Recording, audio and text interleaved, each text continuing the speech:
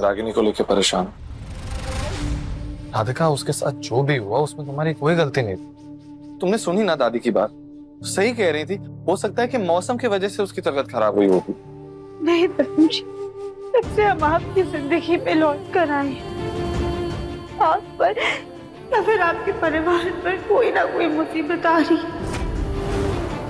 आपके साथ वो हादसा, अचानक से रागिनी जी का बेहोश हो जाना और यूं आज उनकी तबीयत बिगड़ जाए,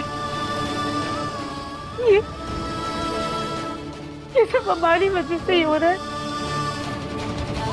शायद हम आपके परिवार के लिए ग्रहण बन चुके हैं।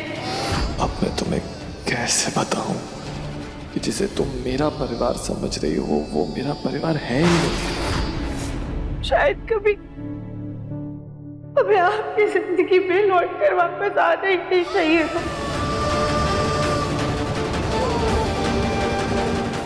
आप अपनी जिंदगी में आगे बढ़ चुके हैं। एक नया परिवार, नई जिम्मेदारियां हैं आपके कंधों पर। आप भविष्य की ओर आगे बढ़ रहे हैं और हम आपको अतीत में खींच रहे हैं।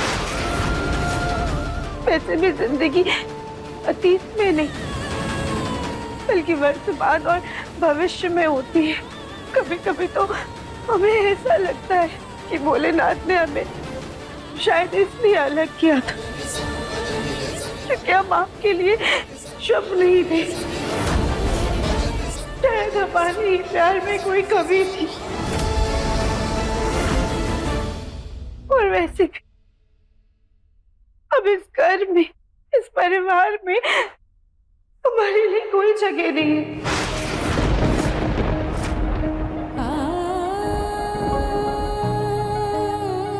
एक छत के नीचे आपके दो परिवार नहीं रह सकते हैं दर्पण जी।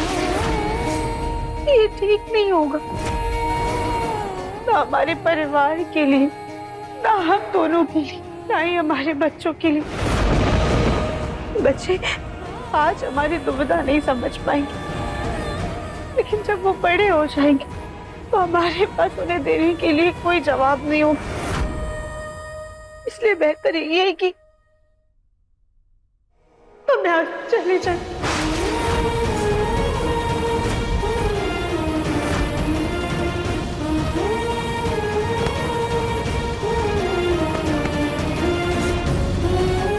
राधिका, ये क्या कह रही हो तुम? क्या हो क्या गया है तुम्हें? मुझे छोड़ के जाने की बात कैसे कर सकती हो तुम? अपने दिव्यम जी को छोड़ के जाने की बात कर रही हो। आप हमारे दिव्यम जी हैं और हमेशा रहेंगे, लेकिन अब हम आपकी राधिका नहीं।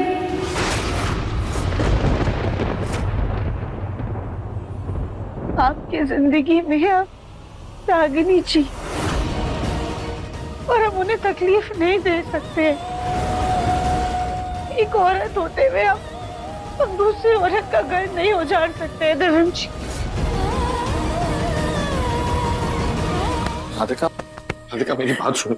तुम जैसा सोच रही हो वैसा कुछ नहीं है। मुझे तुम्हें मेरा और रागिनी का रिश्ते का सच बताना होगा।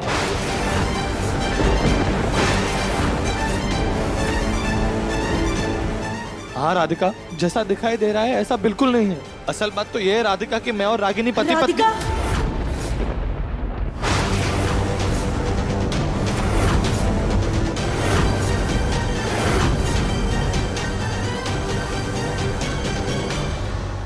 राधिका, आपको दादी जी नीचे बुला रही हैं, शायद कुछ जरूरी काम है।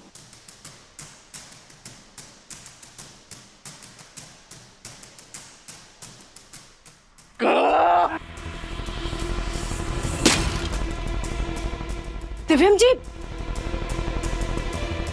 रागिनी, मैं अच्छी तरह से जानता हूं कि तुमने मुझे क्यों रोक दिया राधिका को सच बताने से।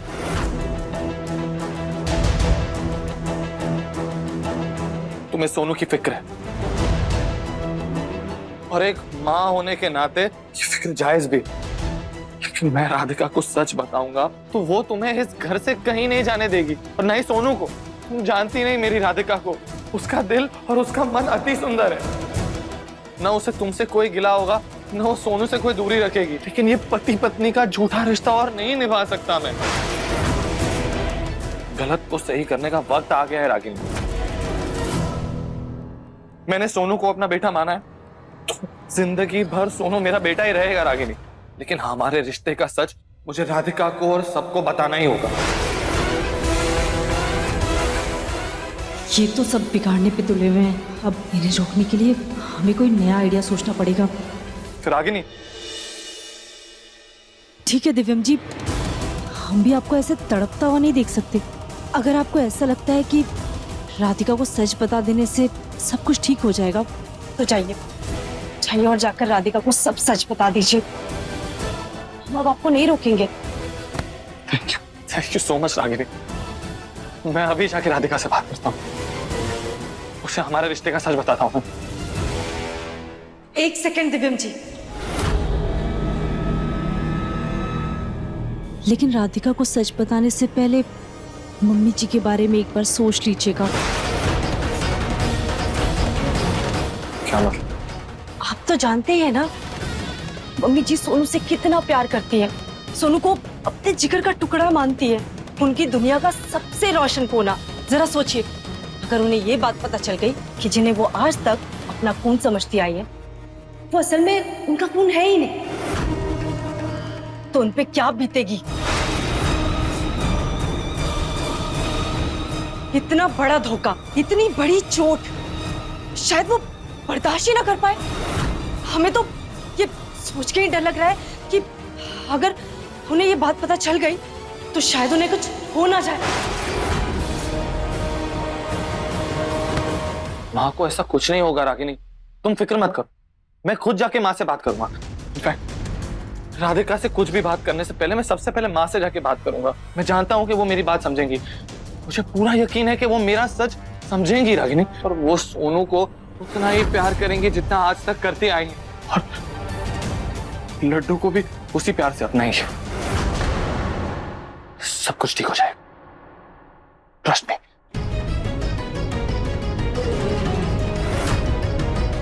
हे भगवान, दिव्यम जी तो किसी भी तरीके से नहीं रुक रहे। अगर ये सच मम्मी जी को पता चल गया तो राधिका से पहले तो मम्मी जी हमें और सोनू को धक्के मार के घर से बाहर निकाल देंगी। फिर हमारा क्या होगा?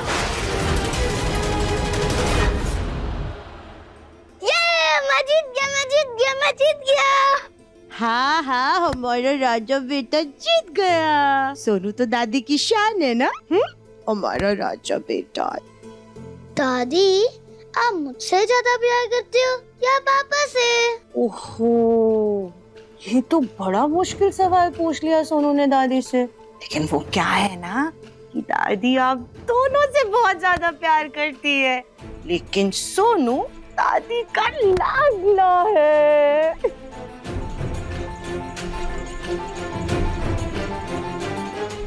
मुन्ना, माँ मुझे आपसे कुछ तो इम्पोर्टेंट बात करनी है। सोनू बेटा, आप बाहर जाके गौरी दीदी के साथ खेलो। ओके पापा।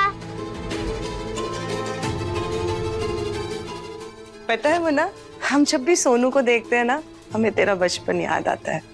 छोटे में तू ऐसे ही दिन रात हमारे आसपास रहता था। हाँ बता ना मुन्ना, क्या बात करनी है तुझे?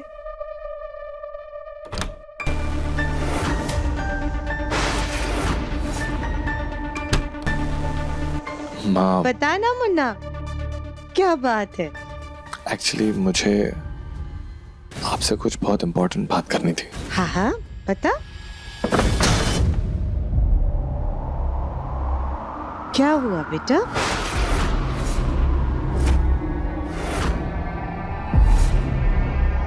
चल दिव्यम, बिना रुके एक सांस में बता दे माँ को।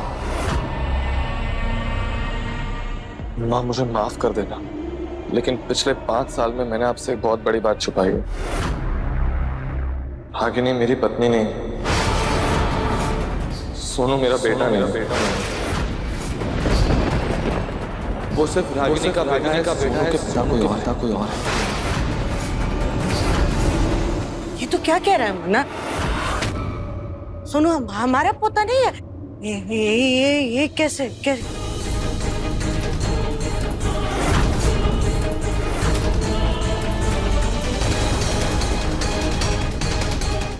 सॉरी माँ, लेकिन यही मेरा सच है। ये नहीं हो सकता।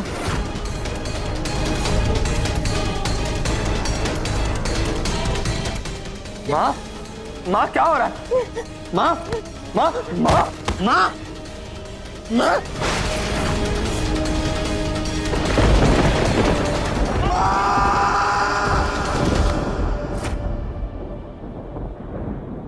क्या हुआ बेटा? क्या बताना है तुझे?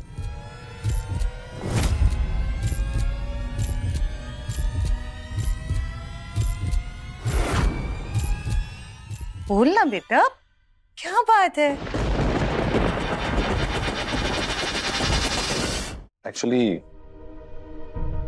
मुझे एक मीटिंग के लिए जाना है, तो लेट हो जाएगा आज खाना खाने में, बस ये बताना था।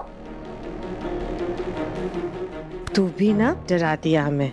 कोई बात नहीं, बस एक चीज का ध्यान रखना, तुझे खाना खाने के बाद दवा भी समय से खानी है, इसलिए ज्यादा देर मत करना। हाँ, हाँ।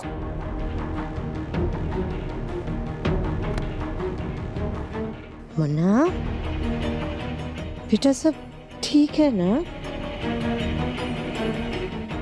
हाँ माँ, ऑब्वियसली सब ठीक है। I love you. Okay, I love you. Bye.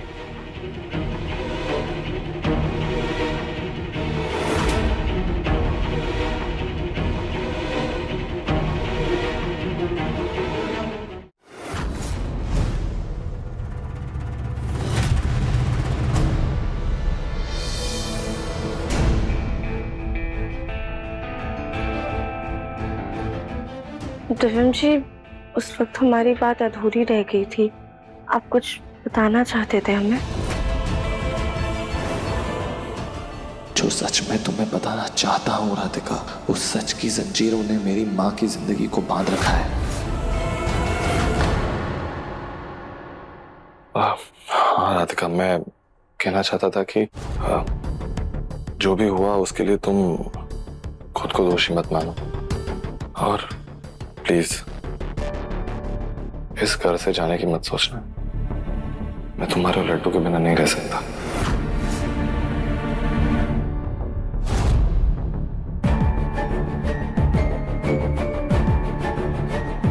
मुझे माफ कर दीजिए दिव्यम जी, लेकिन अब आपकी राधिका आपकी जिंदगी में नहीं रह सकती। हम अपना वादा निभाने पर मजबूर हैं। ये ले।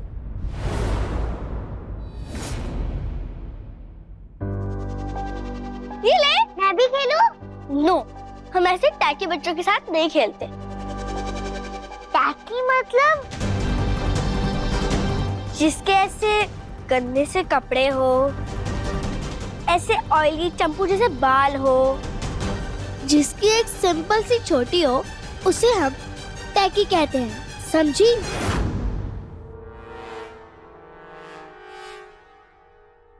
गौरी दीदी, एक बार इसको चांस देते अपने साथ खेलने का। सोनू पर क्यों? सुनो, मैं तुम्हें बॉल फेंकूंगा, तुम कैच कर पाए तो हमारे साथ तुम खेलोगी।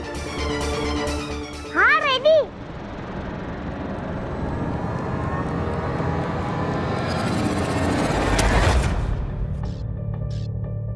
तुम इतना आसान कैसे पकड़ पाई? जाओ, कैटर्स वाले प्लान से बॉल लेकर आओ, तभी तुम्हारे साथ खेलेंगे।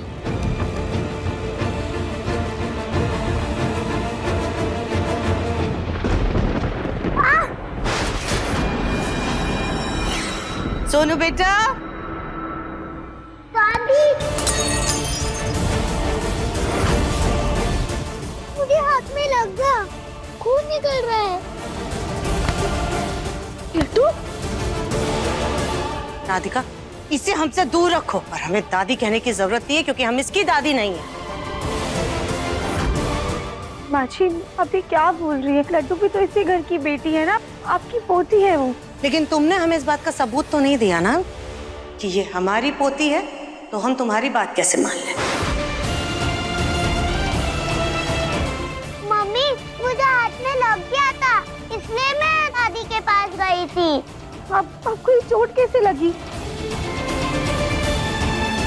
वो उस पौधे में बॉल अटक गई थी, उसी को निकालने के चक्कर में लड्डू को लग गई। राधिका, अपनी बेटी पर जरा काबू रखो। पहले इसने हमारे सोनू की आइसक्रीम गिरा दी और उसके बाद हमसे चिपक कर अपना खून हमारी साड़ी में लगा दिया। अगर आइंदा इसने कभी ऐसी गलती की ना तो हमसे बुरा कोई नहीं होगा।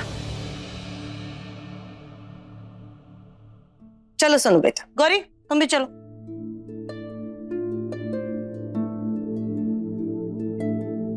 लड्डू, आपको बहुत दर्द हो रहा होगा ना? चलो हम आपको दवाई लगा देते हैं। मम्मी, दादी सोनू को इतना प्यार करती है, फिर मुझे क्यों नहीं? नहीं बेटा, ऐसी बात नहीं है।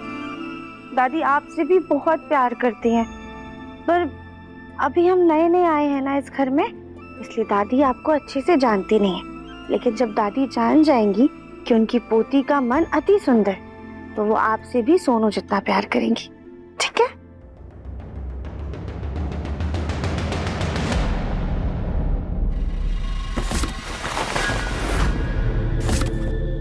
सत्यानाश, हमारे साथ कुछ न कुछ गड़बड़ हो ही जाती है। इतनी मुश्किल से कपड़े इकट्ठे किए थे। अरे कली, ये कपड़े तो गौरी के हैं ना, इन्हें कहाँ लेकर जा रही हो? जी चाची सास जी, ये कपड़े गौरी को उसके जन्मदिन पर मिले थे, लेकिन साइज में सब बड़े हैं, इसलिए गरीबों में दान कर रहे हैं। अच्छा, अगर कपड़े दान ही कर रही हो तो बाहर के गरीबों को क्यों दान करना? घर में भी तो गरीब है, उन्हें दे दो। राधिका, तुम अपने लड्डू को जो कपड़े पहनाती हो, ये कपड़े तो उनसे कहीं ज्यादा बेहतर हैं। देख लो, शायद ये सारे ही कपड़े तुम्हारे लड्डू के काम आ जाए। क्योंकि बेचारी वो जो कपड़े पहनती हैं वो तो काफी फटे पुराने चीथड़े होते हैं।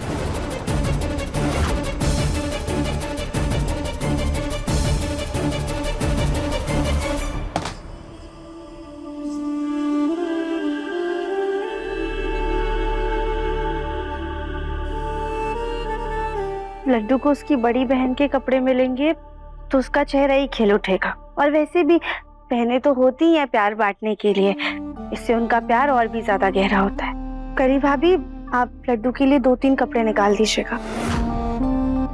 उसकी कोई जरूरत नहीं है राधिका।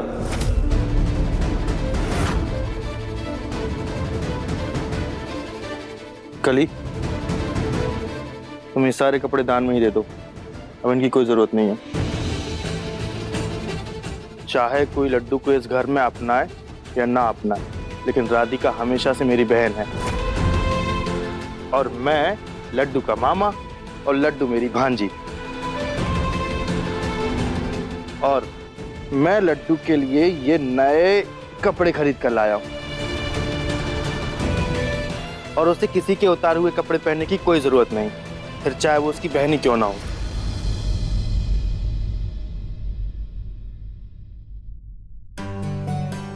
राधिका, देखो, दिव्यम से तुम कुछ ले नहीं रही हो, पर अपने भाई को मना नहीं कर सकती। मुझे उसका एग्जैक्ट साइज नहीं पता था, तो तुम ये पहले ट्राई करना, और अगर फिट आए तो मुझे बताना, मैं और ले आऊंगा। बोलो भैया, उसकी कोई जरूरत नहीं है। आप जितने कपड़े लेकर आए हैं ना, उतने बहुत है। लड्डू इन्हें देखकर बहुत खुश हो जाएगी। राधिका, इन 5 सालों में भले ही यहाँ पे लोग बदल गए, रिश्ते बदल गए, लेकिन गौतम बंसल कल भी तुम्हारा भाई था, आज भी है और हमेशा रहेगा। अति सुंदर होता है मन, अति सुंदर, अति सुंदर, अति सुंदर होता है मन, अति सुंदर।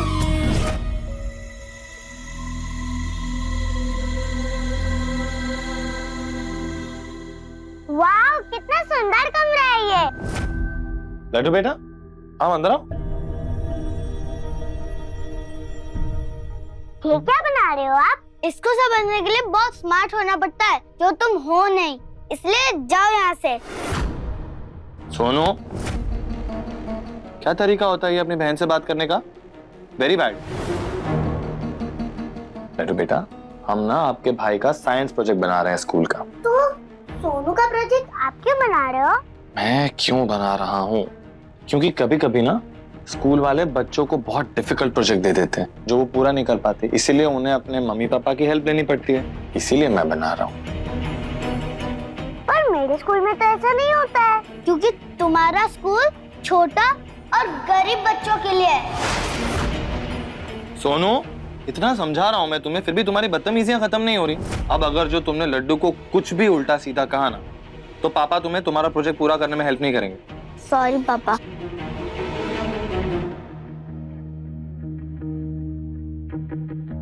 ये पूरा बन तो गया है, लेकिन एक चीज समझ नहीं आ रही, लावा के इफेक्ट के लिए मैं बबल्स कैसे बनाऊं? बबल्स मतलब बुलबुले जो कोल्ड ड्रिंक में से निकलते हैं। मुझे आता है कैसे निकालते हैं। कैसे?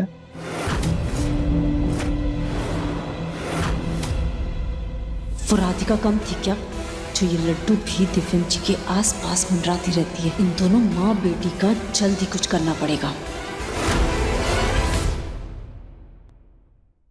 अपने पसंदीदा शो के फुल एपिसोड देखने के लिए अभी डाउनलोड करें दंगल प्ले ऐप।